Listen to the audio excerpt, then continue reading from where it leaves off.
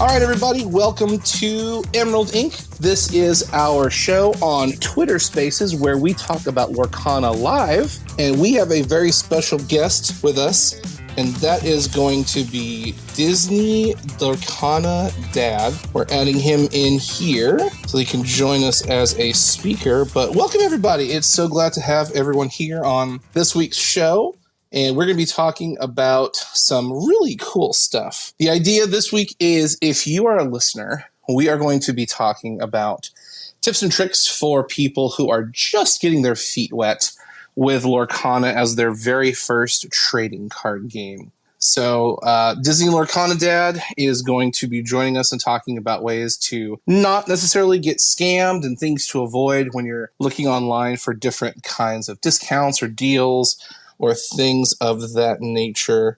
And there's a lot of really good stuff going on. So let me check here. While we're waiting for that, welcome everybody. If you're listening during the live show, we actually would love to interact with our community in real time. So if you have got a question, if you've got a comment, feel free to post it in the chat and we will talk about it during the course of the show. If you're listening in post, where we've made this a podcast, it's going to be on like Apple Podcasts, Spotify, Google, or YouTube. We still want to hear from you, the listener. So please feel free to post a question. Let us know what you want to hear about our topics of discussion for a future episode in the comments in the chat, wherever you are. Here we go. All right, there we go. Disney Dad is here. Welcome into the show. Hey guys, sorry, that was I'm using my phone, so the computer didn't want to let me click on anything other than listen. So I will switch over to my phone. Hopefully this is clear enough and you guys can hear me. Oh, you sound amazing. So how are you doing today?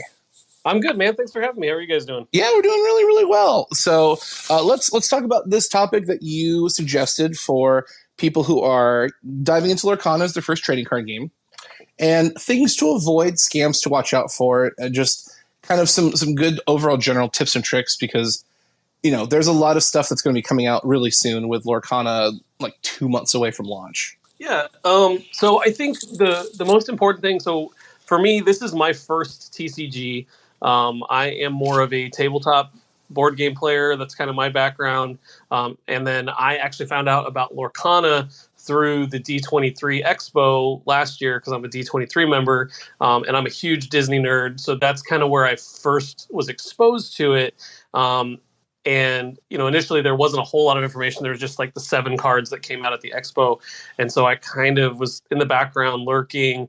And then in January when the IGN article came out, it kind of reignited my interest in it. And I kind of dove in with both feet and have kind of really been involved.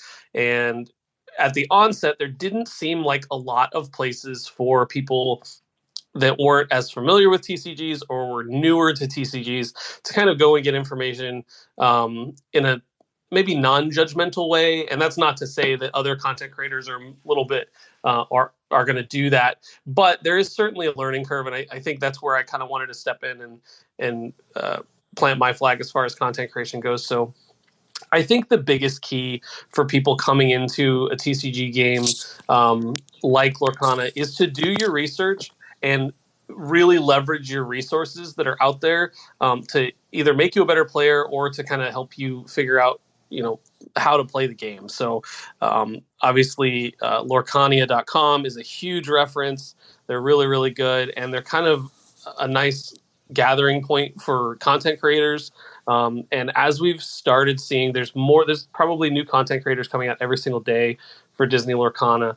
And really kind of fine-tuning which ones that you want to look at, which ones are valuable to you, and maybe which ones are a little bit more past your learning curve at the moment, because there are certainly a lot of great content creators out there that are very high level in what they do and what they explain and what their angle is. And I think if you kind of dive into some of those things way too early, it can really either discourage you from playing or turn you off to the game entirely, which I think is kind of a hard balance to have when you're a content creator. And I think that there's enough people out there that have their role and know what their role is in the community that makes it all worthwhile, and we all work together. I've worked with some amazing content creators in the past that are 100 times smarter than I am, and it's kind of helped me become a better player and help me learn the game a little bit better. So that's where I would start. Is just kind of looking at resources out there and figuring out what is important for you and what you want to get out of it long term, as far as, do you want to be a competitive player? Do you want to be a casual player? Do you want to just have this as something fun to play with your family and go from there? Yeah, it's a very open-ended hobby because there's the standard issue collector. They're just going to collect cards. They're not really going to play. You have the casual player who just wants to play with their friends. Maybe they play casually at their local store, but generally they're kind of that home player. You're going to play on coffee tables and with your buddies after work or after club night or whatever. And then you have the people who play in the competitive realm, and they are the smallest sect of any trading card game. Although we are the loudest and the most pronounced because we're the people you see at game stores, we're the people you see on articles and YouTube videos. We are absolutely the smallest slice of that pie. The casual player and the collector outnumber us probably a good 2 or 3 to 1. But they're not necessarily trying to get attention or participate in national or world level events. They just want to play for fun. And every single person who participates in any hobby of any nature, you get to kind of figure out that particular space that you are in, that you want to be in. And at any point, you can pivot quite easily. There's lots of collectors who pivot to being players, or people who decide, maybe I'm a little burnt out on playing, but I still love the cards and the art, so I'm just going to collect. So there's no shame. There's no, downplaying on, I'm one and not the other, or I started here and I shifted over here over time. That's kind of the fun of any hobby. You get to pick what you want to do and when you want to do it. Yeah, I agree. And for me, I came from, like I said, from board games, and I'm a pretty big Disney collector as far as art and history and stuff goes. So when I first saw the cards, I just was kind of blown away with the overall appearance of the product, and I just thought it was really nicely done. I play a lot of Disney Villainous, and so I was kind of used to the art style that they had, but this kind of is just the next level up for me. And at first I thought, okay, maybe I'll play it a little bit with my family and then I'll have my little collection of things. But then the more I read into the rules and realized that it was something that I could learn to do, has kind of encouraged me to be more of kind of a semi-competitive player. I don't think that I'm ever going to get to the point where I'm going to be beating the super geniuses that play the game or anything like that. But I still want to be able to go and experience competition, whether that's like a local competition or a regional competition. I live in Western Washington, so I actually live in a fairly rural area, but I'm proximal to Seattle and Tacoma. So I suspect that I'll probably play in some of those level of competitions, and then potentially maybe if there's anything like Northwest related, in Portland, Oregon or somewhere like that, then that would probably be what I would consider my ceiling. But that's not to say that, if I figure out that I all of a sudden have some sort of superpower and become great at this game, that I wouldn't want to compete Okay. at a higher level. But like you said, I think it's definitely a really niche hobby to where there's not one cookie cutter way to do it. And I think that that is a testament to the amount of work that the people have put into this game over at Ravensburger, the designers, specifically Steve and Ryan, and what they've kind of been doing the last 3 years to get ready for this, have put out a product that I think will stand the test of time, and I think is going to be a huge player in the TCG market for the next 10 years is what I'm kind of looking at right now. So for you, someone who's coming from a board game world into a trading card game world, what is that like in shifting your perspective? Because I've also played a lot of board games, like a lot of board games. But I've also played trading card games since I was a very, very, very young child. Like I was playing at high levels when like the base set of Pokemon came out. It's very interesting to see people's thought processes and perspectives when they're shifting from one hobby to another. So give us a little insight on that. Like obviously you saw the game at D23, but that doesn't mean that's necessarily what grabbed your attention. Everyone saw D23, but it really nailed people's love and attention, and those are the people who are part of the Lorcana community. So kind of regale that story that, sparked you to become a not only a content creator, but a collector and a player. Yeah, so I think, like I said, the D23 cards came out, and for me, actually, one of the biggest regrets I have is I had a friend reach out to me the day after D23 and offered to sell me his D23 cards for $400, and I declined at the time. And my wife was like, "You're crazy. You're not spending $400 on 6 playing cards. That's insane."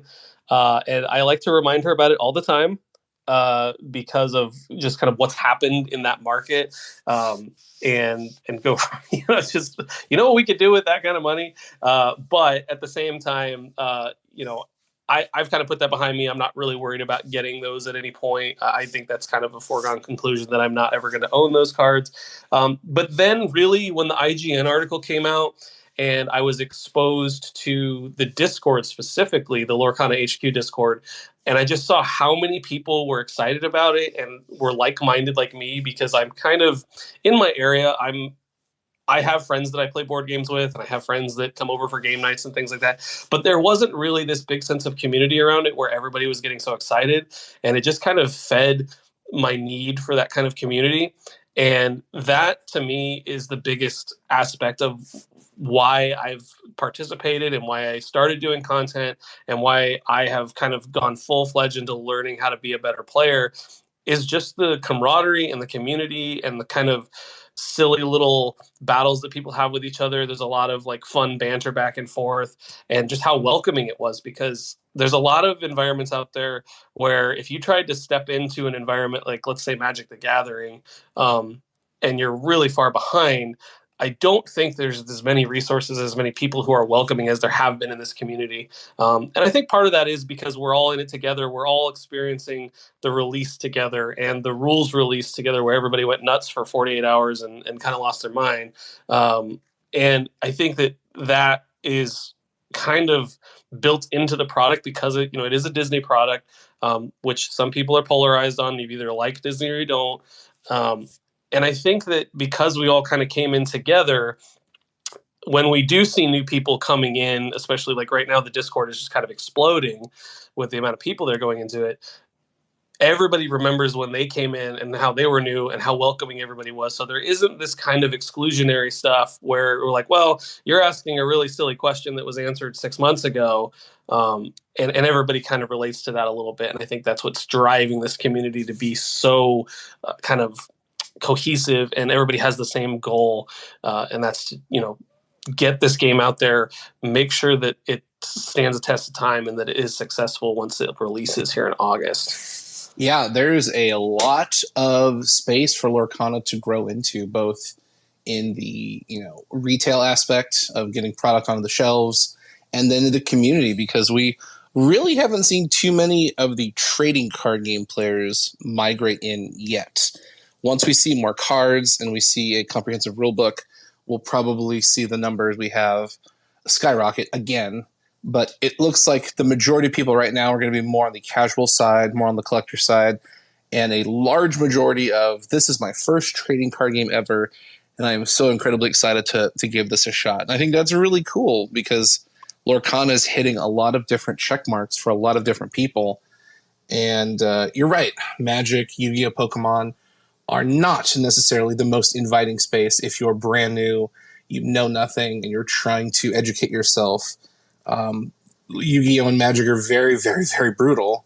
Pokemon is less so, but the expectation is exactly what you said.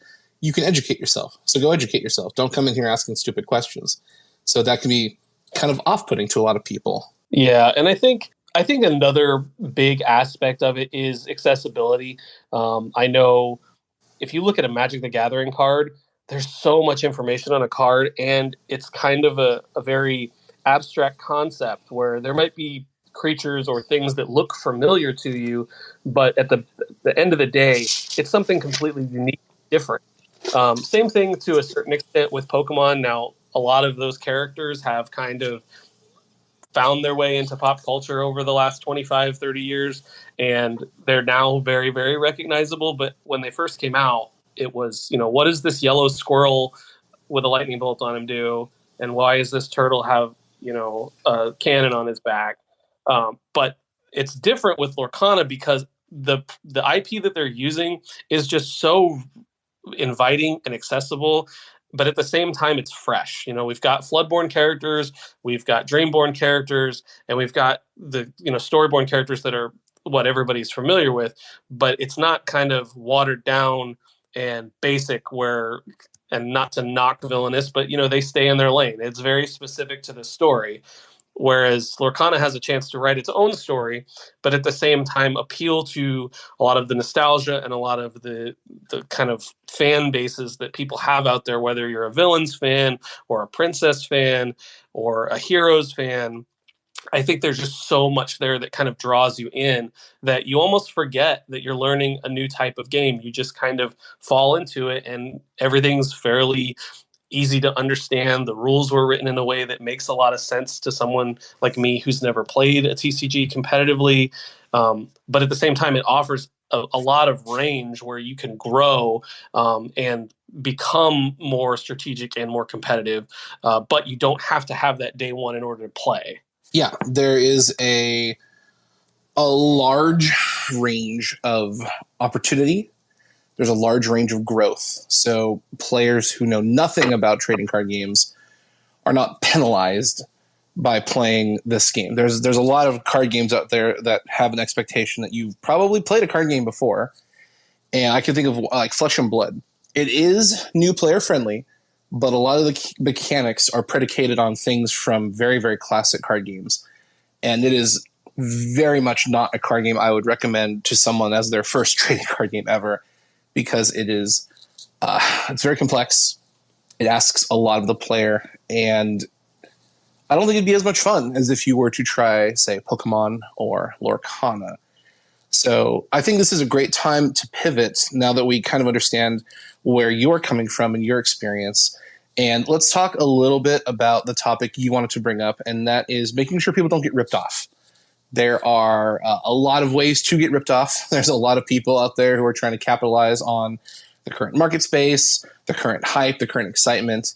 And it's a very dangerous place if you don't know what you're doing, and it's very easy for you to lose a lot of money if you're not paying attention. So why don't you lead us off with some of your thoughts on that and some of your tips on how to avoid getting scammed? Yeah, so I think first and foremost is just kind of doing your research and understanding from a base level what product is actually available, because a lot of times people get scammed by someone trying to say this is unique or this is a limited edition piece or this is a specific print run and try to scam you that way. And knowing what is available, I mean, obviously with the first chapter here, it's going to be pretty straightforward. That's the only thing that's going to be available. But as time goes by, people are going to forget that there was no first edition print run, that anything was labeled. And I think that as time goes by, people are going to try to capitalize on that by creating things that say first edition or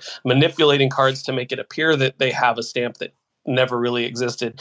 And I think the biggest problem with this is that there is a first edition stamp. We know what it looks like because it was on the D23 cards. And so there's really nothing to say that a enterprising scammer can't go out there and buy a printer and run a bunch of cards through it and add that to the bottom, and then try to sell them later.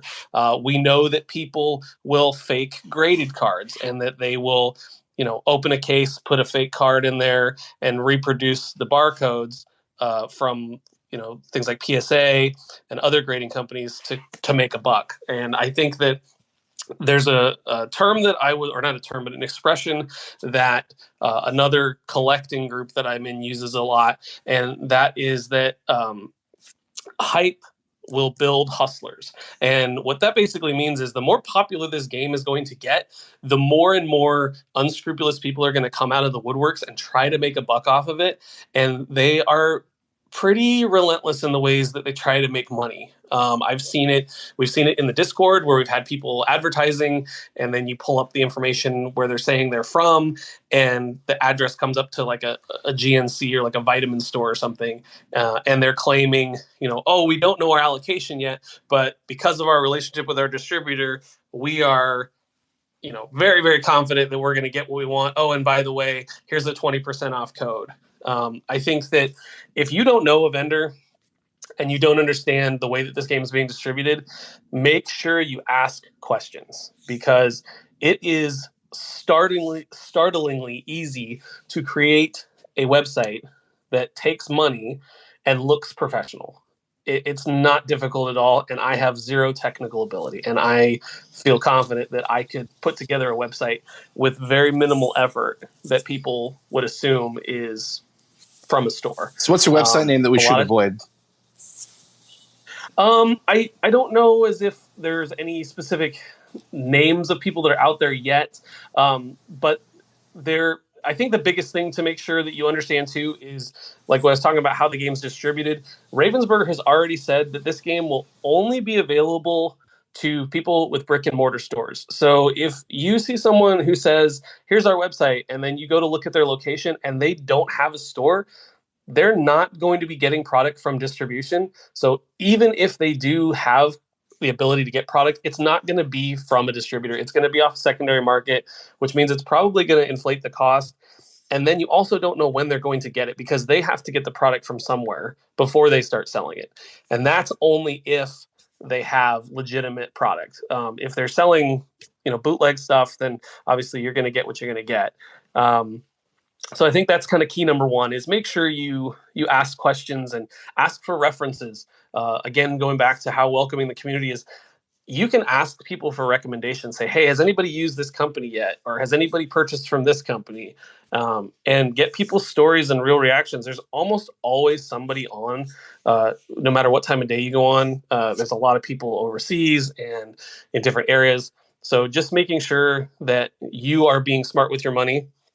And I am not, so I work in government finance, but I am by no means a financial advisor. But the other big thing to me, and you see this a lot in other communities, is if you are using a third-party payment, make sure that you are using a payment method that has some sort of buyer protection. Most notably is probably going to be people paying through PayPal. If it's not someone that you're related to or someone that you personally know, don't ever pay somebody in any way other than PayPal goods and service. Because if you do that, you're basically just kissing your money goodbye, and there's really no chance you're ever going to see it again if something nefarious happens, or when you find out you're being scammed, it's too late. Especially if the person says, "Oh, I don't know about goods and service. I don't know how to work that. Just do friends and family. That'd be easy." That's like a red flag immediately. They're scamming. Yeah, and you can almost, and I'm a big Disney collector, so I'm in pin groups and I'm in Funko groups.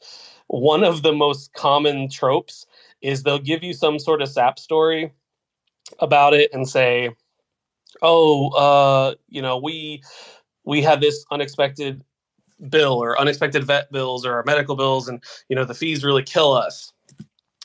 Don't listen to that. Cool story, bro. Yeah, exactly. They'll go for the sap story all the time, and I think that is going to be more important when it comes to talking about purchasing secondary market, whether it's singles or full sets or things like that.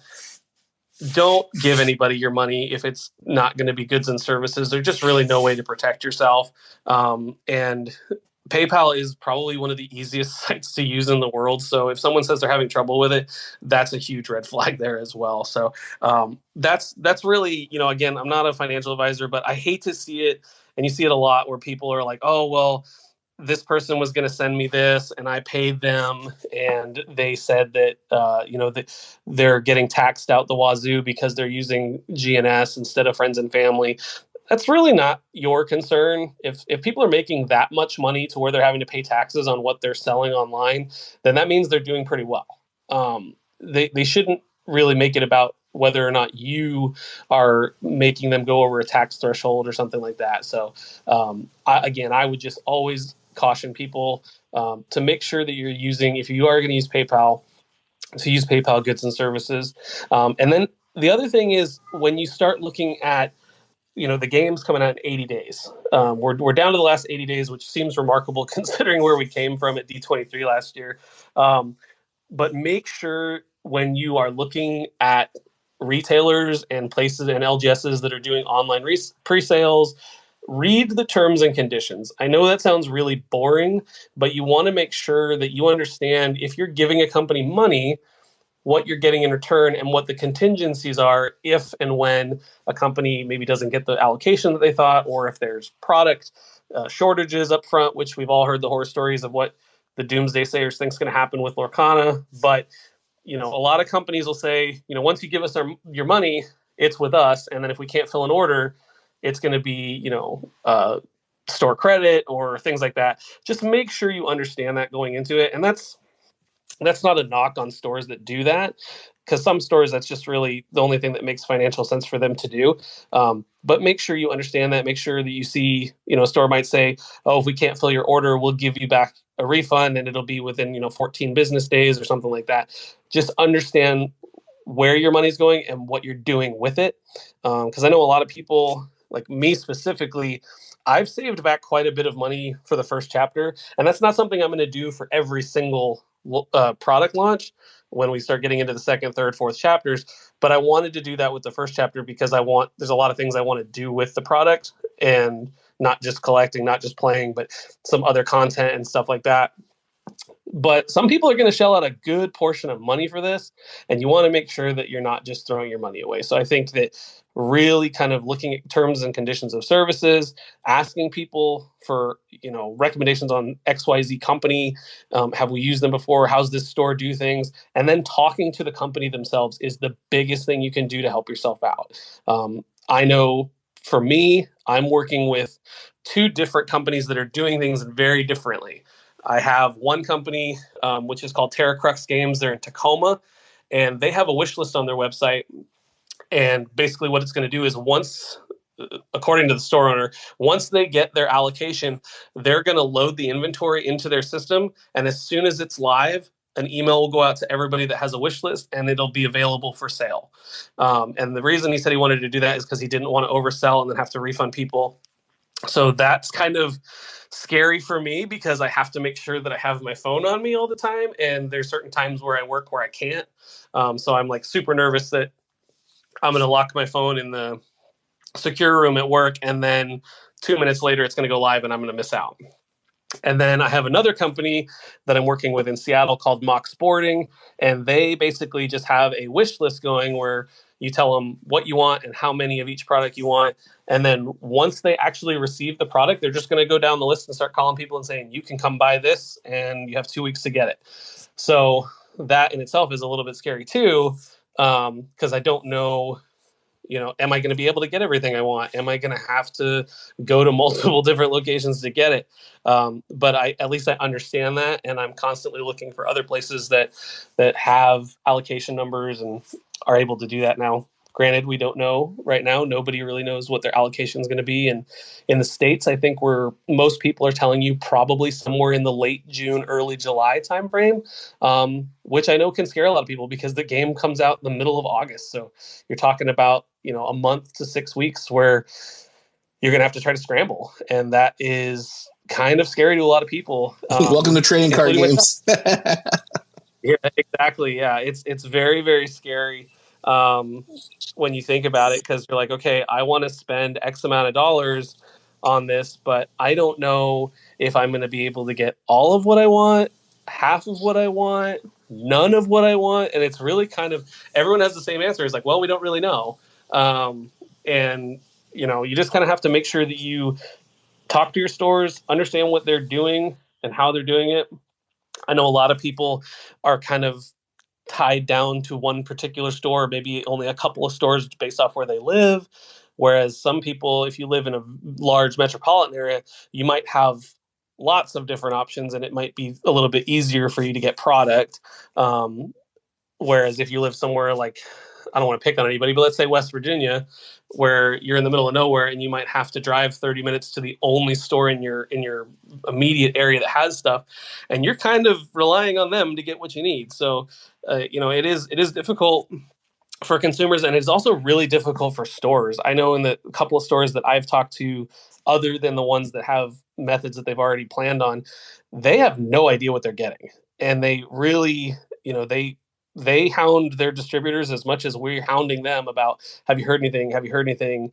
And I have a friend that runs a store, and he said, I call my distributor pretty much every other day to ask for updates, and it's just really not coming right now, which for them is frustrating because they want to be able to offer the product and they want to be able to support the community, but they just don't know what they're going to get. So I think patience is going to be a really big thing. Like you said, welcome to TCGs. I think the patience aspect is going to be really big when this whole kind of candle gets lit here in the middle of August. Yeah, so there's definitely a couple things that you can do if you're listening and you really, really want to get your hands on product. So the very first thing, support your local game store.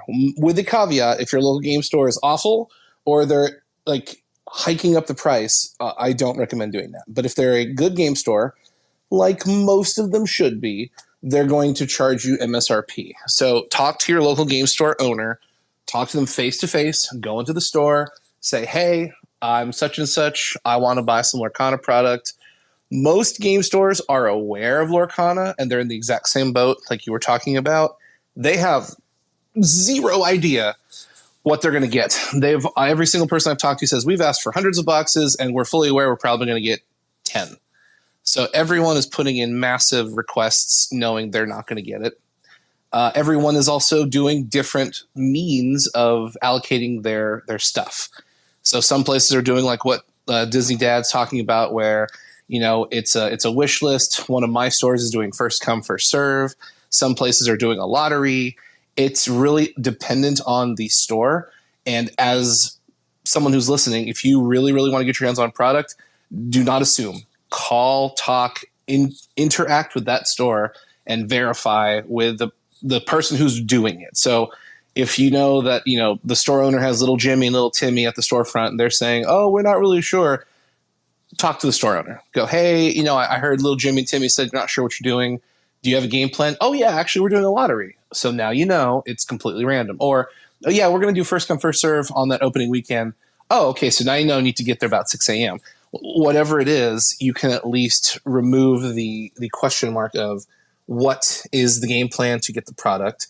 And then the next best thing you could do, honestly, buy random crap from the game store. Like, don't go broke, but, buy stuff you need, like buy a deck box, buy a play mat, buy some sleeves. Every time you go and go, hey, how's it going? Just talk to them about the product. You want those people to remember you, and you want to have them see you buying stuff to remember, oh, yeah, they're supporting me. They're not just going to show up, buy this Lorcana stuff, go home and rip it out on eBay and make money off of it. So you want to establish a relationship. That'll really help. The second thing that a lot of people haven't been talking about, and I'm quite surprised, there's going to be a second release of Lorcana 2 weeks later at big box stores. So that's going to be Walmart, Target. I don't think anyone else, as far as I'm aware. But product will, in my opinion, be very, very, very accessible when that happens. I do not believe they're going to sell booster boxes. I've never seen big box stores sell booster boxes, but they should have a wide range of starters, which I really don't think are going to sell out. I think starters are going to be pretty easy to get. The singles are going to be tricky. So they're going to have booster packs in blisters, so that's a singular booster pack. They're going to sell the 2-player starter thing with Hades and Mulan. That I really don't think that's going to sell out. The treasure troves, that I do think is going to sell out. Those are going to be high desirables. But if you live in a place, so like I live in Missouri, I live in the sticks, there's 3 Walmarts and 2 Targets by where I live on top of all the game stores. So I've already talked to my game stores. I'm going to be able to get product. But if something happens, God forbid, they blow up and they just don't get products, or something happens, they get robbed, whatever scenario you want to imagine, I'm not too worried about it because I can just go to my local Target and Walmart and get the stuff I need. And then the second thing is, if you're going to go online, which is totally fine, we always recommend support your local game store first. But if you don't have a local game store, or I have plenty of local game stores here in the area that are not supporting Lorcana, they're not interested, or they just don't want to deal with that whole mess, which is fine. That happens.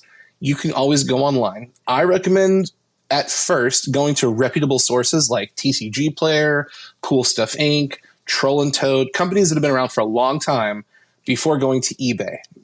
Just because you see something has a really great deal doesn't mean it's a really great deal. There's that old adage: if it's too good to be true, it probably is.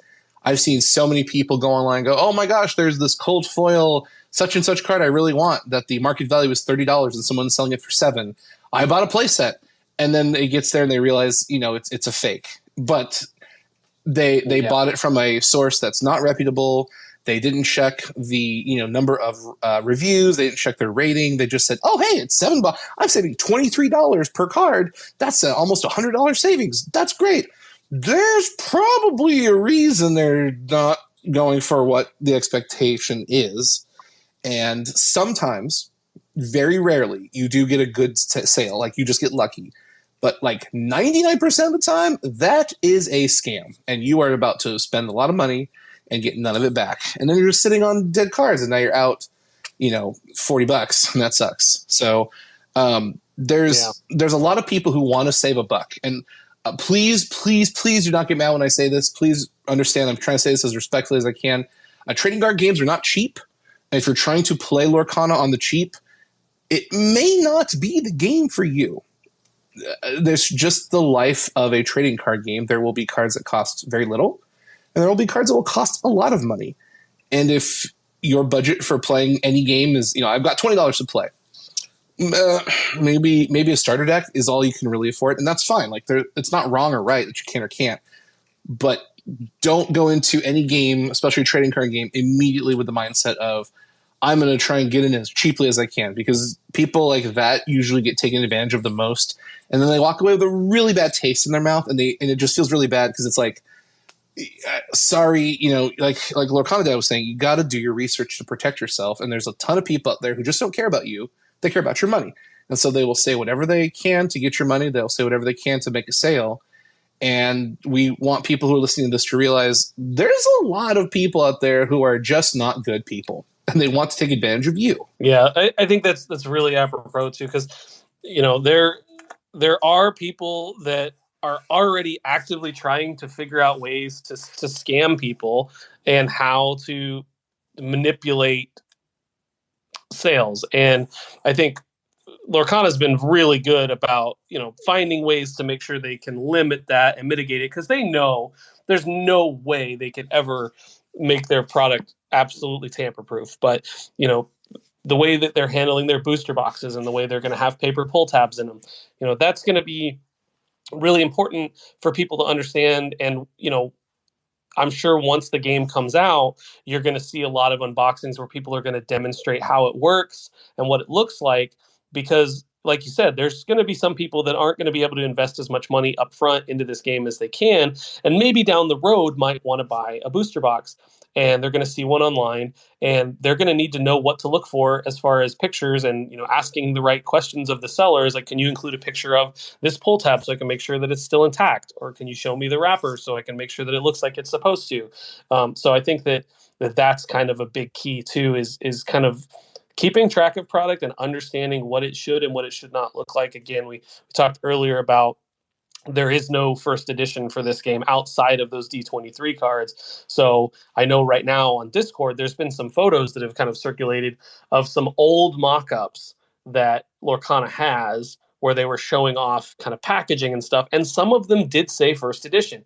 And Lorcana has been very upfront about, this was what we originally were going to go with, and things have changed, and we've decided that we're not going to print with first edition stamps or anything like that.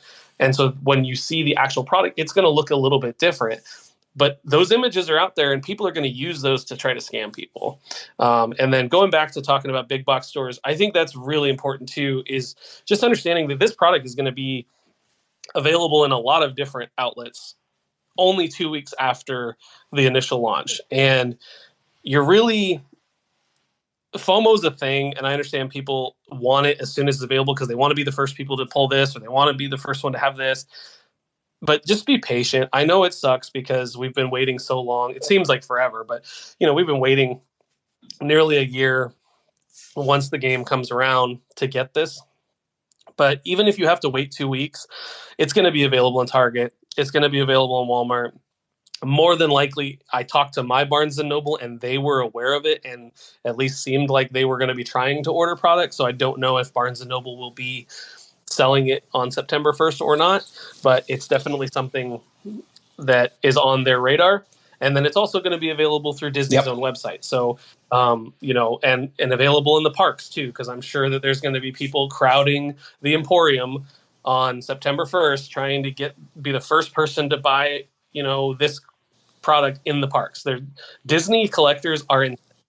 There's videos all over the internet where you can watch people fist fighting over like a lounge. And, I've done it myself. I've been in the parks where I saw a hat come out one day and I said, man, I really want to get that hat, but I was kind of in the middle of something. And then later in the day I went to go buy it and they're like, oh no, they're like, if you don't grab it when you see it, those things are going to be gone. And I didn't know any better. So, that's kind of, how it works. And there's going to be people that are going to be upset, and there's going to be people that are going to get anxious because they're going to hear that, this is not going to be available. And, oh, look over there, these people didn't get what they ordered, and so I need to go buy as much as I can.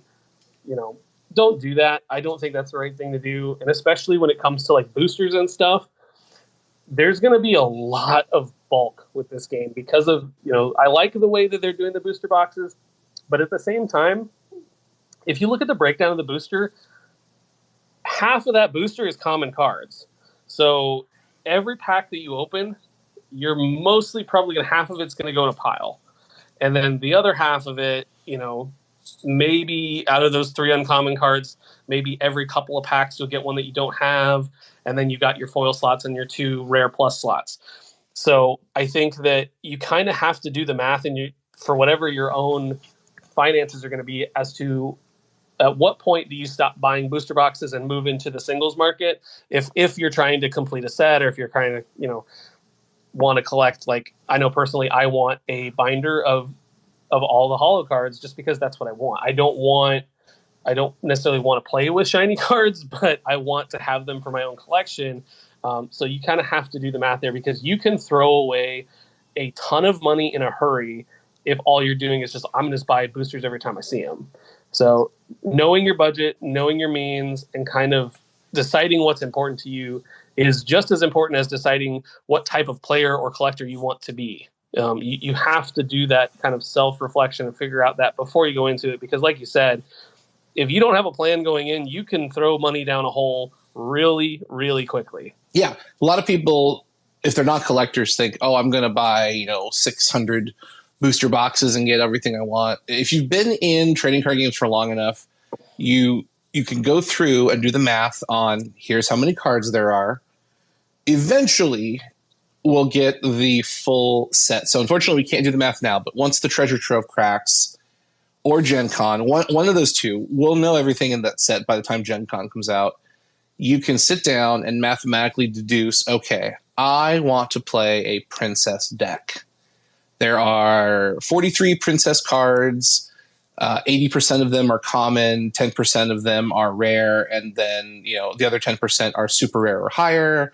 Yada yada yada. We don't know what the pull rates are for a booster box, but let's just say booster box, you're given guaranteed one legendary, 3 super rares, and then the rest are rares, and then you have the foil slot, blah blah blah blah blah. So you can go in and do some math and go, okay, if I buy on average, let's just say 2 booster boxes, I'll get 48 packs, 48 times 12, plus umpteen rares and foils, yada yada. You can easily do the math and see what you're going to walk away from, what your odds are of getting things that you want. And then you can start to make a decision on, okay, do I want to buy additional booster boxes? Do I want to buy singles, or do I want to trade? Because like you said, you're going to have a ton of a bulk. And it's very common for people who are new to trading card games to overbuy, and then they have mostly what they want or all of what they want, but then they get really upset because it's like, well, I've also got 200 cards in a pile I'm never going to use, and it feels kind of bad, and I don't like that. Yeah. And so you get that shoebox of shame that just sits in the corner that you don't talk about. Yeah, nobody's going to buy it from you because common cards are worth nothing, like maybe 5 cents, maybe. You can maybe trade it into your local game store. Most game stores will do like 1,000 cards for like $5, and that feels bad because it's like that's not even a booster pack, and you just gave them 1,000 cards. Ugh. So there's a wide range of really feel bad moments if you get too aggressive with your purchasing, or you're not aware of what is going to happen once you make all these purchases. So depending on who you are and depending on your finances and depending on what you want to do with the bulk, because some people have already said, I'm going to take all this bulk and turn it into starter decks and just give it to my local game store so they can do demo nights. That's awesome. I think that's a great way to use the bulk. There's a lot of different things you can do with those cards. But the thing is, most people don't realize you're about to collect hundreds of cards you don't want if you're the person who's like, I'm going to buy 4 booster boxes. I'm going to buy a case. Great. And then, then a couple weeks later, they realize, oh, I've got, 17 copies of Olaf. I only need 4. Does anybody want an Olaf? And here's the other side of that coin. There's going to be so much product on the market. Everyone is going to be trying to liquidate it. So unfortunately, the value of cards is going to be probably pretty low up front because every single person is going to have 1 million copies of Mickey Brave Little Tailor, and they're all going to be trying to sell it, and they're all going to be trying to undercut the person who's selling it for $1 higher than them. So it's going to be great for buyers. It's going to be a really good buyer's market in theory, but it's going to be a really terrible seller's market because if you're trying to sell your Mickey Brave Little Tailor cold foil, so are probably a couple hundred other people on eBay, on TCG Player, on all these different websites. And the best way to sell your cards is through word of mouth to people not the internet. Because you get hit with shipping and fees and taxes and all kinds of stuff. And by the time you sell that card for $50, you only get like 15. It's just not worth your time. But that is a conversation for another day. The thing I wanted to talk about, because you mentioned it, was being patient. I am a firm believer that people should not pay the GenCon tax. There's a lot of people going to GenCon, including myself. Are you coming out, LorcanaDad? Unfortunately, I will be at a wedding, and my wife gave me the choice and said, well, you can go if you want, and I am smart enough to know what that means. So that is absolutely trap. You are a wise man, wiser than most. Well, so unfortunately, we'll not get to hang out, but we'll meet up one of these days, I'm sure. I will be going to D23 next year. I've already blacked it out the whole month of September, so whenever they give out the dates, I will be going to D23 next year because and I think that was part of maybe where we're going with this, but with tournaments, I honestly think that they will do something at D23 next year, tournament-wise, because that's where it started, and I think they're going to kind of do something big at D23, whether it's promos or whether it's an event of some sort. So I am super excited. I was going to D23 anyway for other reasons, but I think that's going to be a big, big convention. Interesting. We'll have to wait and see. I actually don't think they're doing anything at D23, but we're going to talk about that after this because we're going to talk about tournament stuff. All right. But with Gen Con, there's going to be a lot of people buying a lot of packs, and I know for a fact some of them have already said, I'm going to put these on. I'm just going to buy a booster pack and put it on eBay and try and sell it for $50. If you have the money and the means, I'm not telling you what to do. I'm not your dad. However, I want to make a recommendation for those who are listening. Unless you absolutely have to have that item immediately, I don't recommend paying the Gen Con tax for a couple of reasons. One, stuff coming out of Gen Con is going to be just grossly overpriced because it's the first of its kind. So we're going to crack packs, and you're going to see people posting cold foil, Brave Little Tailor Mickey Mouses, and Dragonfire, and Let It Go, and all kinds of cards we don't even know about yet. And they're going to be asking exorbitant prices. They're going to go, hey, I want $100. I want $200, whatever.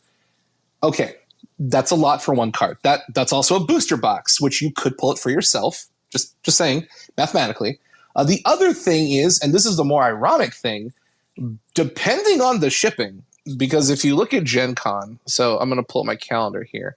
So we're going to be at Gen Con the 2nd, 3rd, 4th, 5th, 6th. If someone ships it to you, they might get, we'll just say the fastest possible way. They ship it on Monday the 7th. If they ship it cheaply, which they probably will, they'll probably do USPS. It might take a week to get to you. So you could get it between the 11th and the 14th. But the thing is, in like 4 days, on the 18th, the cards are going to be available at your local game store. So you just paid $100 for a card that you got 4 days early, theoretically. Even if we shorthand it and say they ship it on the 7th and it gets to you on like 10th or 11th, you paid the price of a booster box to get a card a week early. I personally don't think that's the best deal in the world.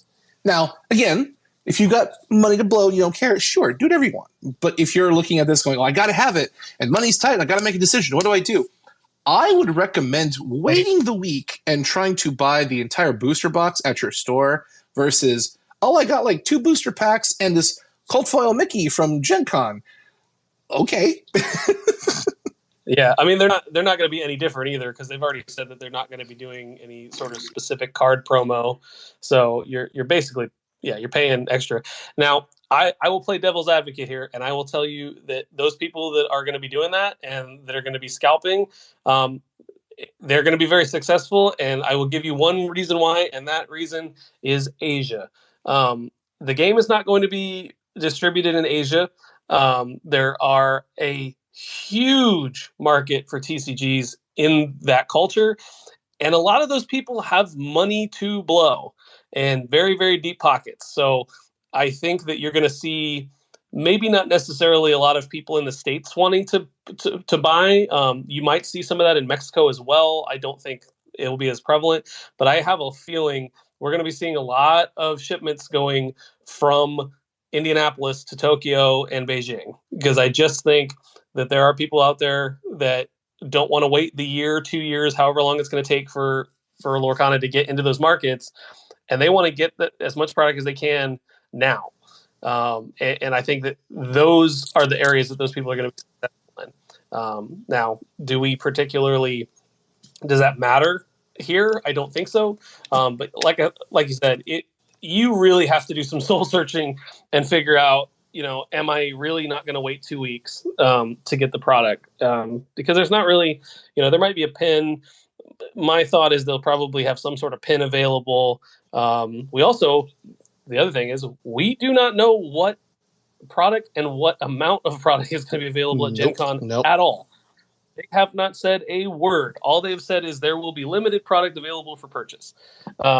So, what does that mean? Are they going to say, okay, everybody can buy 1 starter deck and maybe, 2 or 3 booster packs? I very seriously doubt that they are going to lug booster boxes there, except for maybe the prizes for the little starter deck tournaments that they're going to have.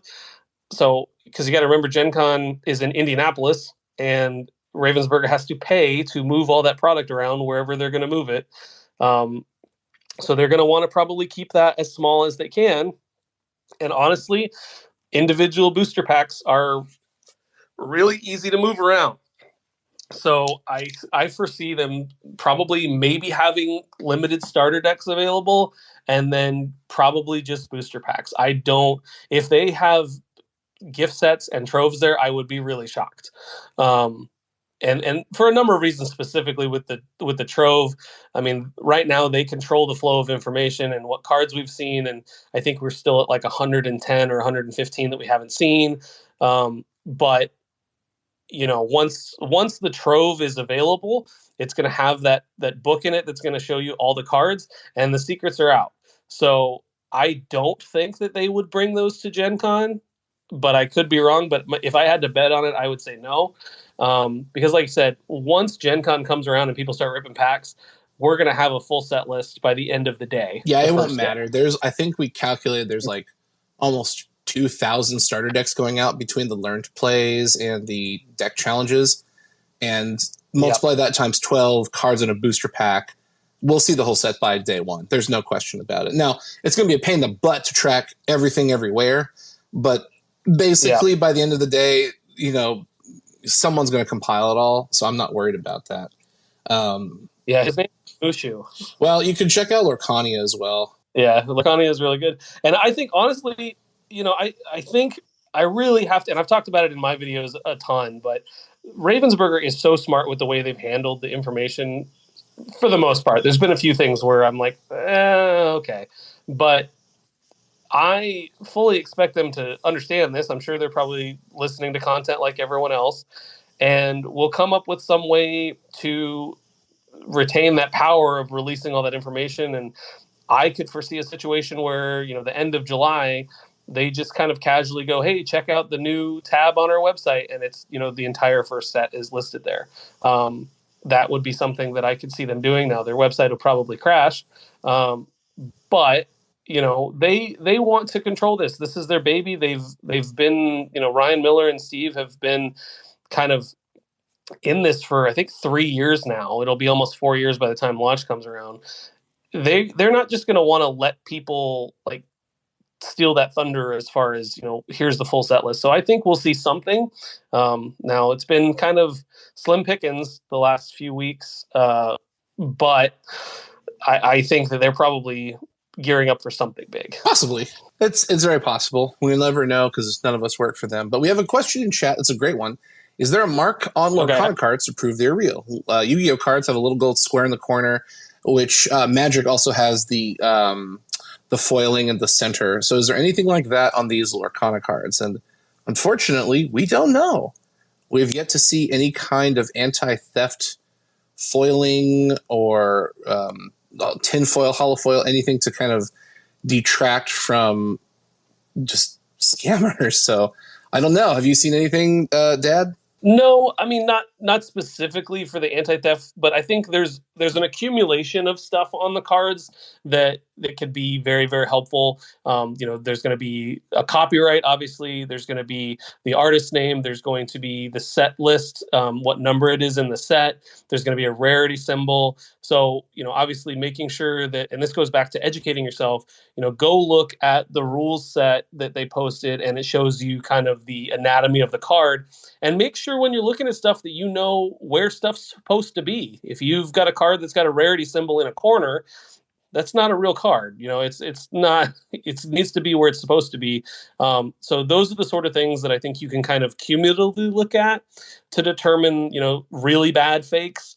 But no, I don't think they've said anything so far as to, is there going to be like some sort of indicator of is it a legitimate card or not? Yeah, not as of yet, but hopefully we'll get some kind of theft mechanic, but we'll have to wait and see. But thanks, Ohana Lorcana, for asking. I think it's a really good question.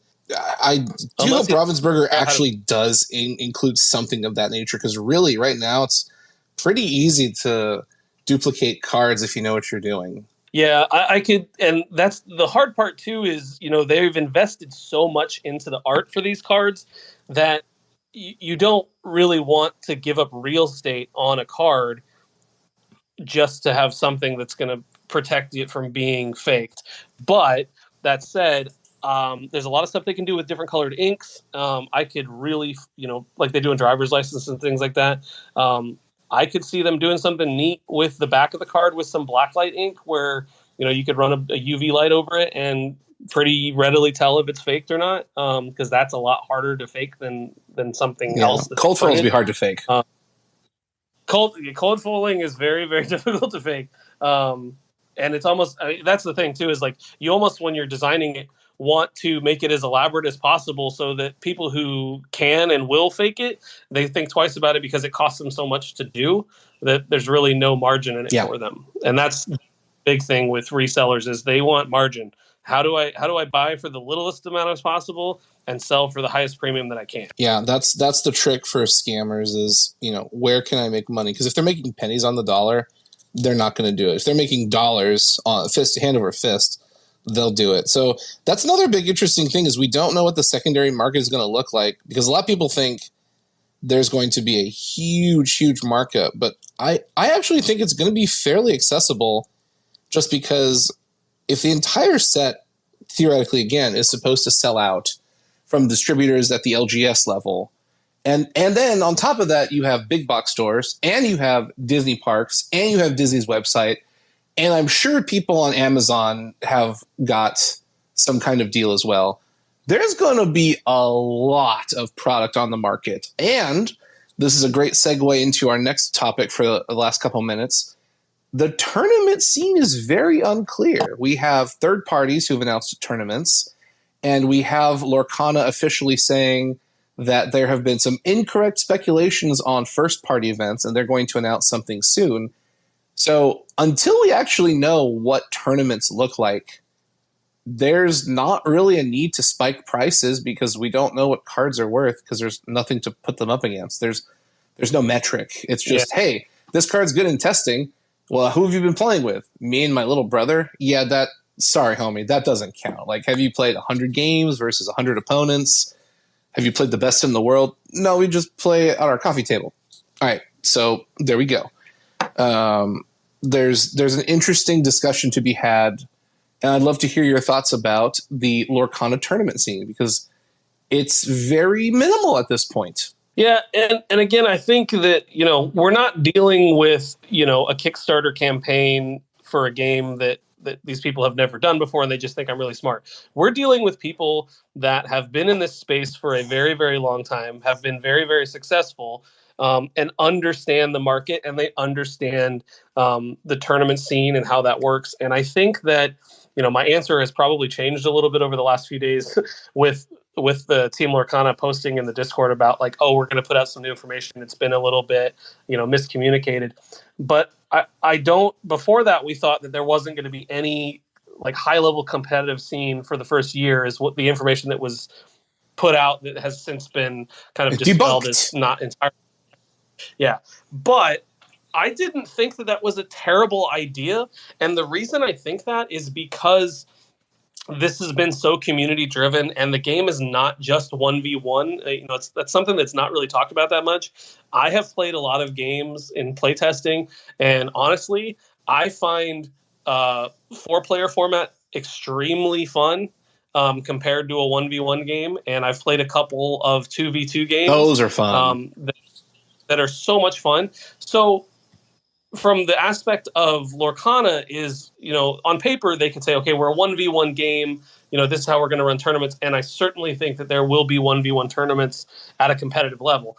But I think by kind of slow playing the amount of tournaments and how things are done, is it gives them an opportunity to kind of really take stock of what the community wants and what is popular. So, they could come out and say, oh, we're only doing 1v1. And then you find out that 6 months into it, that 2v2 is the superior format that people really, really like playing. And if you've already committed to like, okay, we're only doing 1v1 tournaments, then you kind of shut all those people out, and they have to go somewhere else to get, scratch that itch or play that kind of competitive level. Whereas if they take their time and look at what is more popular and what is doing well and what people enjoy doing, they can take that feedback from the community and provide a much better tournament structure that people are actually going to want to do. Because I think, like you said at the beginning, the competitive high-level tournament players are a very small portion of the TCG environment overall. And if they want to change that, or they want to kind of like buck the trend with that, they need to listen to the players. And I think that might be a small seed of what led to that whole we're not doing competitive for a year thing.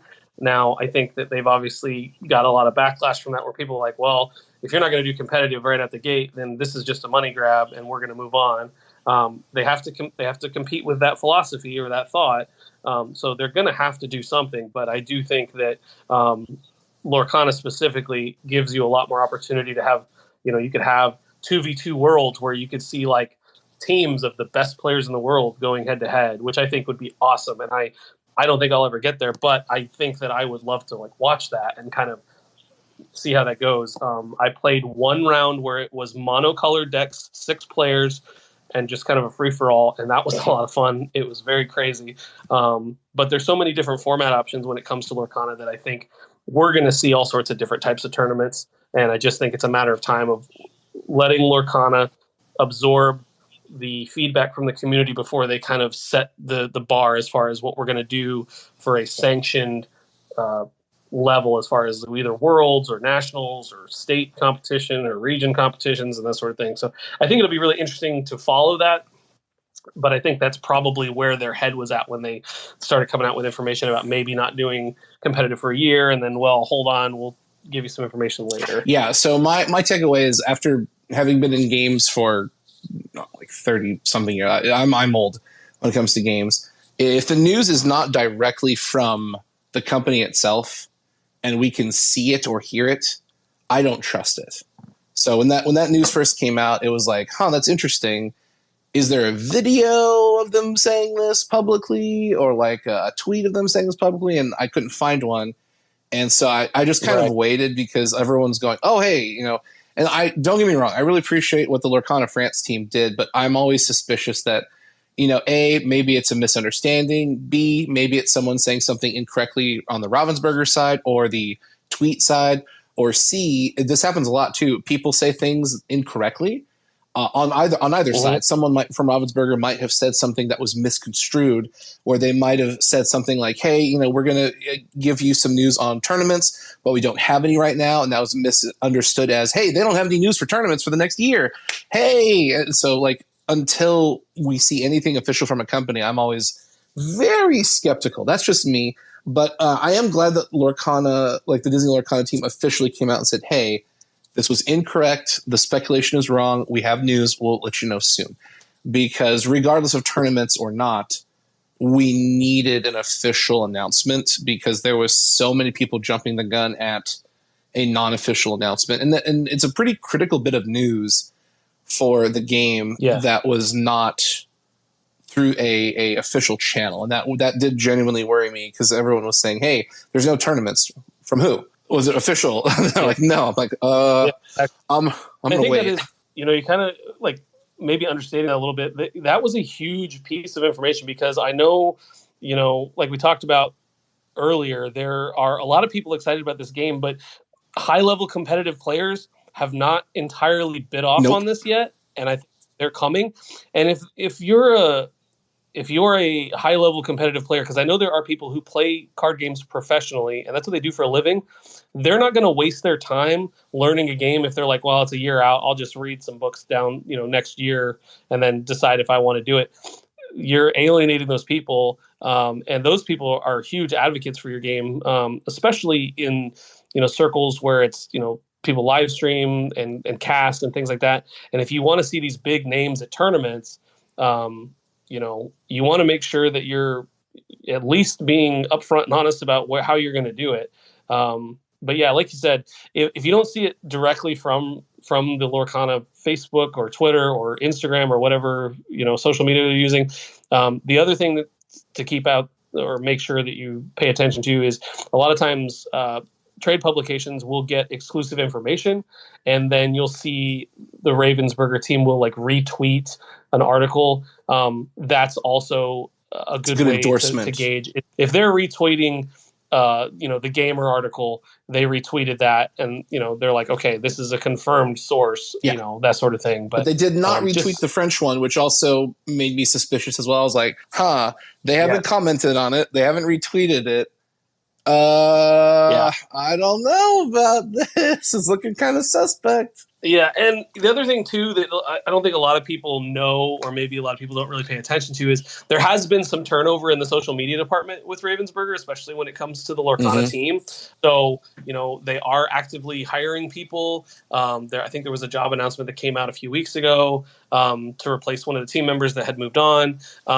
So you compile everything leading up to Gamma, which was a huge kind of relief for them, or a release of information from them, with, you know, now they're kind of back into like hibernation mode until we get into GenCon. It's going to probably start wrapping up again up until launch. And then you find out they're down a social media person. You know, that I believe it was the lead social media person too. Yeah, she was one of the two leads, I think. So, you know, they've got some big shoes to fill, and, you know, they're kind of without a person that does that professionally. So I think that's kind of contributing to the lack of information we've seen the last couple of weeks. I know the last kind of bigger one we saw was those 6 cards where they said, oh, which animal sidekick would you want? But of the 4 new cards that were there, I think maybe only one of them was like fully fleshed out where you could see everything, and the other 3 were kind of missing information, or, you know, you couldn't see exactly what all the flavor text said, so you couldn't really decipher what was going on with the card. Which is frustrating, but it's also it's probably very intentional on their part. I really am looking forward to, once everything comes out, Ravensburger kind of doing some behind the scenes stuff and kind of explaining, you know, why they did things a certain way, or why they felt it was important to share information this way, or obscure this portion of something when they put up a card reveal where they don't show you the lore values on it. And obviously there's some pretty obvious reasons why they wouldn't give you a full card all the time. But it will be, I'm fascinated with the whole process. So I want to see that information come down at some point. But at the same time, when are we going to get that? Because you've got August 18th as the LGS release. You've got September 1st as the release in Big Box Store. And then you've really only got maybe 8 or 9 weeks until the second set's supposed to come out in LGS. So that machine's going to keep on rolling. And I don't know as if they'd have time to stop and put that sort of information together to kind of share with the community. Probably not. But I hope they do. Well, don't forget, a lot of people forget that this is an enterprise through Disney, and everything they do and everything they say and all the posts and whatnot have to be approved by the handler. So there are very unique things that happen that people don't understand. They're like, why would you do this? Well, Ravensburger has to answer to a higher authority who's got a big range of power. So it's not always Ravensburger's fault that you may or may not get what you want. Sometimes it's Disney saying, no, you cannot do this. Yeah. And Disney, if you haven't been paying attention to the news, has been a little busy the last couple of weeks fighting a different front, which I don't want to get into, but needless to say, I think their people have been maybe preoccupied with other things. Well, I mean, if you haven't ever worked with a company who works with Disney, it goes through a lot of different people's hands. So you create a card, and you send it to Disney, and it goes to their design team, then it goes through their lawyers, then it goes to the person who's in charge of the game department. So there's multiple checklists your thing has to go through, and that's their job. They are completely dedicated to micromanaging games. They have no job relationship with the theme parks or PR ad marketing or all the stuff that's going on in Florida. Their job is to micromanage Lorcana and Fantasy Flight Games with Star Wars Unlimited and Villainous and all those other things. So they are there, 5 days a week. Who knows how many hours they work? Probably 15 hours a day. And they are giving the thumbs up on, yes, you can do this, or no, you cannot do this, and here's why. So whenever people are looking at Ravensburger going, oh man, they're just super quiet. Why are they super quiet? It may or may not be their fault, and we will never know. Disney will never admit it. Ravensburger will never admit it. It's a complete secret. But yeah, and they're doing 800 times every 3 months. Yep. So it's going to be the volume. I just can't imagine the volume of it, and and especially like you look at the artists. I would like to see. I'm sure somebody will compile it at some point of like, this artist did the most work, or this one, this person had 10 cards in the first chapter, and just see really kind of like the volume of what they're doing when it comes. And that brings up a good point, because a lot of people probably don't realize this either. If they're following the standard print run kind of thing, like, most trading card games do, they're done with set 1, 2, and 3. They're probably working on set 4 or 5 right now. So that leads to a lot of people going, oh, in set 1, there's this card that's kind of overpowered, or this combo that's kind of overpowered. What are you going to do about it in set 2? Nothing. Set 2 has already been at the printer for 2 months, and set 3 was designed a month and a half ago. So you generally, that's why you see most companies use the ban errata list, because they don't have the capacity to answer a problem in the immediate set. I mean, if you look at Magic, they're on, I think, a 2 or 3 year cycle in advance. So the stuff that's coming out right now, they had designed it and developed it in like 2019, 2020. And this is a company with bajillions of dollars, a huge R&D department. They've got some of the largest resources in the trading card game scene. And so there's no way we can look at Ravensburger and Lorcana and go, oh, hey, there's this thing, there's this problem. Fix it in set 2. Set 2 has been at the printers for 2 months. I guarantee it. Set 2 is probably about to get to the warehouses here, like in a month or two. I think set 2 is already packaged and ready to go. And I think too, like, they did mention, it was kind of almost like an afterthought that somebody had mentioned it. I forget where it was, but they had mentioned something about set number 7. And so they are already at least in the planning or idea phase for set 7, which is 2 years and 3 months down the road. Yeah. So, it's really kind of crazy to see. And I think that's really a testament to the confidence they have that this is not going to be it's going to fail after a year. type situation. But we'll see. And I'm there's a lot of the other thing too that I think for new people, the question that constantly comes up is, how long do you think it's going to be until we get Star Wars and Pixar and Marvel? And my general thoughts on the whole thing is that I really, really, really hope that we do not see Marvel or Star Wars in this game ever. Well, we can see Star Wars. FFG has a license for that.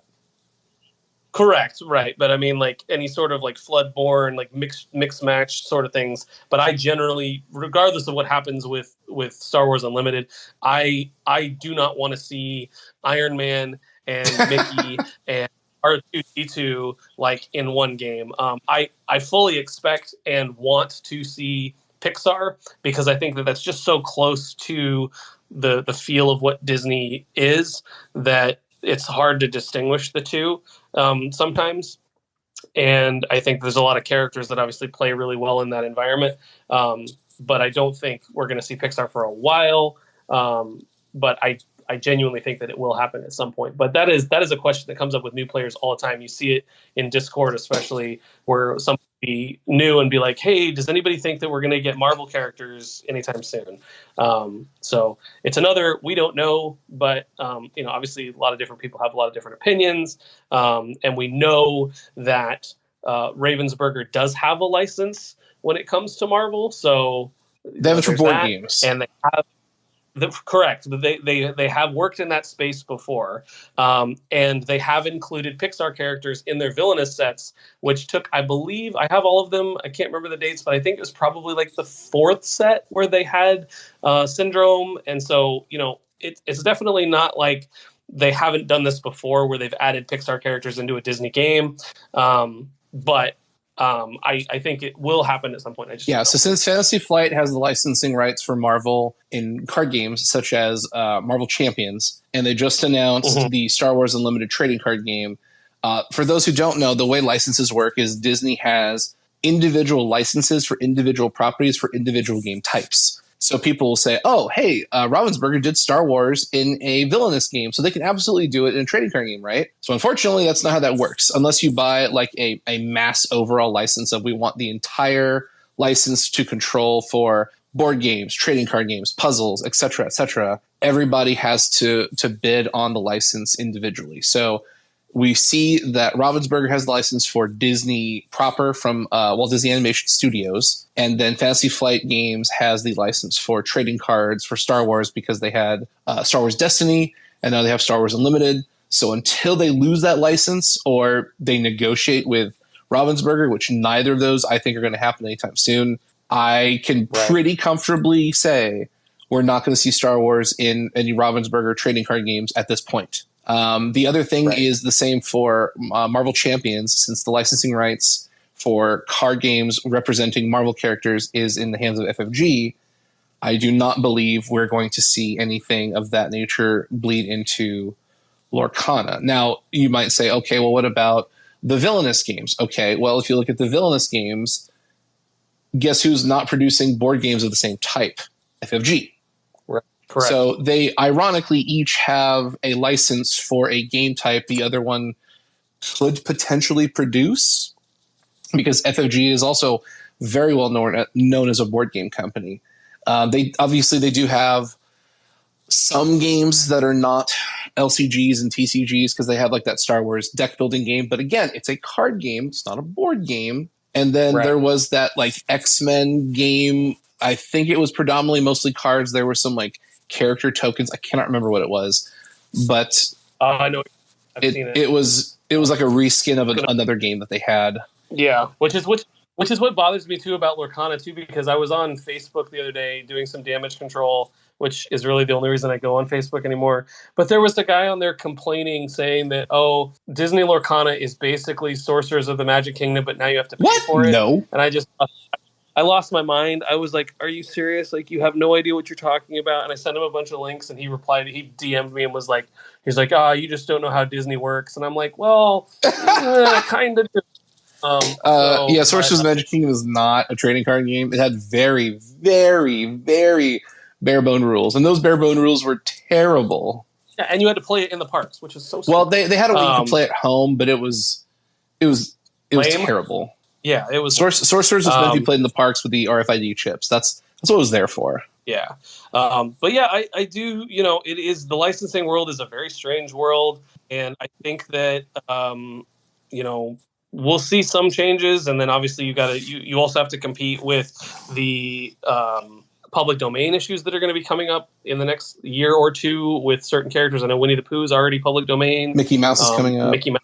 And then Donald's the year after. And then Goofy's the year after that. So I think we're going to see some kind of weird stuff happen in the next few years, but I think Lorcana should be able to weather the storm of other stuff that comes out. Possibly. But the other thing is Disney's still making stuff. They're making new movies all the time, so it'll be interesting to me to see if when those movies come out, if they get automatically incorporated into the licensing deal, or if they'll have to revise and amend their license as each movie comes out. Because I know Disney Wish is coming out, and that's probably would make a lot of sense in the game. So yeah, that is a Walt Disney Animation Studios production, so that would fall under the range for Lorcana. Yeah, and it is kind of crazy too. Now that you mention it, and I'm thinking about it, because I used to be pretty big into Funko collecting. I do still dabble, but not nearly as much. But it was really interesting for me for a while to figure out. So all of the Marvel and Star Wars Funkos are actually bobbleheads and not vinyl figures, because Hasbro has the license for all action figures, which count as vinyl figures for those two entities. And so the way they got around that was by we'll put a spring in it and it'll be a bobblehead, which unless you take it out of the box, it doesn't matter, right? Because it doesn't. So that's kind of same sort of thing, but interesting nonetheless to hear that side of it, because I didn't fully understand who had all the licensing agreements, but because I was thinking more about Marvel Snap, and that technically being a card game even though it's a digital one. And that's the thing. That's a digital mobile game. That is not a trading card game. You cannot trade any cards. Yeah, I guess that's true. You can break them down and you can reuse them, but there is no trading between players at the current moment. I don't think there ever will be. It's not marketed as a trading card game. Yeah, it'll be interesting. I have not played Marvel Snap. I saw it demoed and I was like, yeah, no, I don't have time for that. But yeah, so I'm very very excited for the future. But obviously, we got to get to August 18th. Oh yeah. Marvel Snap's a super fun game if you give it a shot, but it can suck you if you're not careful. Yeah, I'll stay away. My wife is already ready for Hogwarts Legacy when it comes out on the Switch. We are ready for that, and that will probably be our mobile gaming environment for a while, because my wife is a big Harry Potter fan. Yeah, I've heard Legacy's really good. I'm waiting for it to go on Steam Summer Sale. I'll pick that up. But all right, here's the last thought before we get on out of here, because we're pushing almost on 2 hours, which has been fun. So Star Wars Destiny was a card game that FFG made, and then it died. And now they've announced Star Wars Unlimited, and that comes out next year. So with two trading card games, actually, before I ask this question, did you see the Quick Start Rules leak that came out last week? I think it was. I was in Hawaii. Okay, so someone on the internet, I don't know where, I found it on Facebook because someone posted a link from Reddit, and I'm not going to Reddit, but they leaked the Quick Start Rules, and Star Wars Unlimited has a lot of similarities to Lorcana. One of them being you can essentially ink any card. Now, this one you can ink anything. There are no cards with and without ink symbolism on the card. Everything can be a resource. One of the more interesting things is at the start of the game, you actually draw 6 cards and take 2 of them and turn them into resources before the game has ever started. So you start at 2. And then the last interesting thing is you draw 2. So at the end of the turn, you draw 2 cards. You take a card from your hand and turn it into a resource if you want. And then you untap everything. So unlike most trading card games where at the start of the turn you draw and the start of the turn you play a resource, you do it all at the end. So although you start with 2 resources, you're only really ahead by 1, because at the end of turn 1 you play the 3rd. And so on turn 2, you can play a 3-drop or lower. And then on turn 4, you can play a so on and so forth. But there's a significant amount of mechanics that are identical to Lorcana. So between knowing that and then Star Wars fans, people who are like, I want to see Star Wars in Lorcana. Once we see Star Wars Unlimited hit the market, do you think there's going to be any kind of impact on Lorcana proper? Just because it's two trading card games in the same space, very similar mechanics, very player friendly. They're both multiplayer right out of the gate. They're both easy to play, simple to learn, hard to master. On top of that, it's Star Wars, and it's classic Star Wars too. They're coming out of the gate with the original 3 films. They're not going deep into the extended stuff yet. I'm going to say no. And I think the main reasons I would say that Disney Lorcana should not be worried is, like you said, they're using the original trilogy. So that's divisive in itself. There's a lot of people, I'm in my late 30s. There's a lot of people that are my age that are huge prequel fans. And then the younger crowd is, they like the movies in general from their generation. So you got all the Rey and the Kylo Ren storyline that people are going to be wanting. So unless you're a diehard Star Wars fan, you're going to feel like something's left out because you may like other characters from other canon parts of Star Wars. The other thing I think is that Disney has a much broader IP palette to select from. They've got just thousands of characters. Star Wars, especially the original trilogy, there's probably only like 200 or 300 characters total that you could milk, in my mind. And 4 or 5 of those are going to be different versions of Princess Leia. You're going to have the original Leia. You're going to have Slave Leia. You're going to have Leia on the speeder on Endor. They're going to have multiple, and not that Lorcana is not doing that because we've already seen it with Aurora, where we're on like the 4th Aurora now and like the 5th Maleficent, it seems like. But they're going to have to overlap a lot there. And I don't know, is Star Wars Unlimited doing location cards too? Because that's the only thing Disney Lorcana is not doing that I think will come at some point. So you start the game with a base, and so far all the bases have 30 health, and they provide a symbol that you can use for deck building. However, that can easily be expanded to, bases with extra health or lower health and special abilities or whatever. So right now we've only seen 2.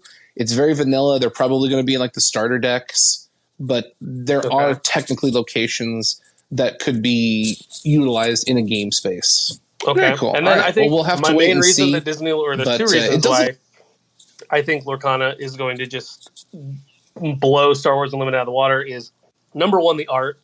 I have seen quite a few of the cards that have been shown for Star Wars Unlimited, and it's very underwhelming, to say the least, when you compare it to some of the stuff we've seen for Lorcana. Not that it's bad art or that it's like cheap, but it just doesn't really seem to hold a candle to what they've been able to get out of Lorcana so far, especially you look at some of the more detailed Lorcana cards, like the Tinkerbell card that we have is one of my favorite pieces of artwork. The Elsa card looks amazing. So I think that in itself, from an aesthetic standpoint and from a collecting standpoint, is going to help Lorcana much more than it will Star Wars Unlimited. And the other thing that Lorcana has that the Star Wars doesn't have is a wide range of princesses. And I know that sounds silly to say, but princesses is in itself a massive, massive area of Disney collecting and of like a fan base. There's only one princess in the original Star Wars trilogy. And there's hundreds of options when it comes to Disney. And so I think that's really going to open it up to other markets that maybe Star Wars wouldn't appeal to. All right, everybody. Well, that is the end of Emerald Inc. Episode 2. Thank you so much for joining us on this marvelous adventure. We want to give a huge shout out to DisneyLorcanaDad. Check him out on Twitter as well as YouTube with all of his amazing content. And please make sure to like and subscribe if you're listening to this on YouTube, if you're following us on Twitter as well as Apple Podcasts, Spotify, Google, so on and so forth. Please do us a quick favor. Give us a like, give us a review so that people can know how we're doing and we can help grow the Lorcana Cast family. So thank you so much for joining us, and we will see everyone on the next episode of Emerald Inc.